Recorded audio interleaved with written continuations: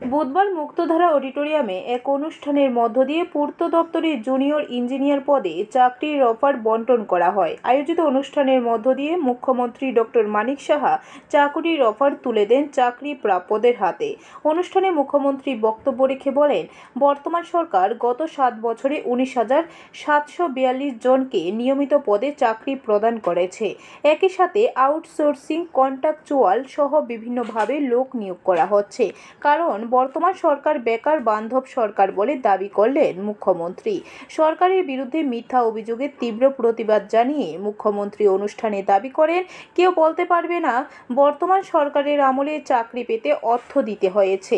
যোগ্যতার নিরিখে চাকরি পেয়েছেন চাকরিপ্রাপ্যরা, আর এটাকেই বলে স্বচ্ছতা। কিন্তু যারা চাকরি পেয়েছেন তাদের অবশ্যই স্বচ্ছভাবে দায়িত্ব পালন করতে হবে। সরকার শুধু সিদ্ধান্ত নিয়ে ঘোষণা দেবে, কিন্তু সেটা বাস্তবায়ন করার দায়িত্ব হলো সরকারি কর্মচারীদের। টিচারের সংখ্যা আমরা গত প্রায় 1600-র উপরে আমরা কিন্তু অলরেডি কালকে পাস করেছি।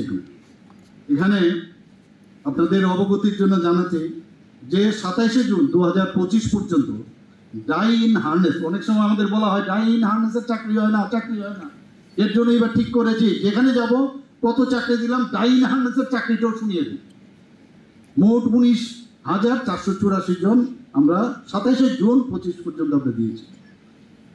আজ 1 জুলাই 2025-এ 74 জন আরো এর মধ্যে ডেইলি ফাইল সই করে ডাইন হার্নেস, সেখানে এই 74 জন দেওয়ার পর এবং 184 আজকে আমরা দিলাম।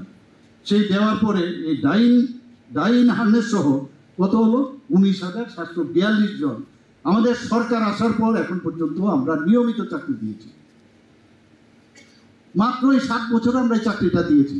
আজকে যদি আমরা কন্ট্রাকচুয়াল ধরি, আমরা যদি আউটসোর্সিং ধরি, প্রায় 7 থেকে 8,000 চাকরি এর মধ্যে হচ্ছে।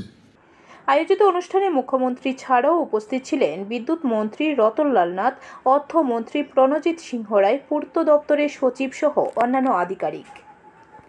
ব্যুরো রিপোর্ট, খবর ত্রিপুরা।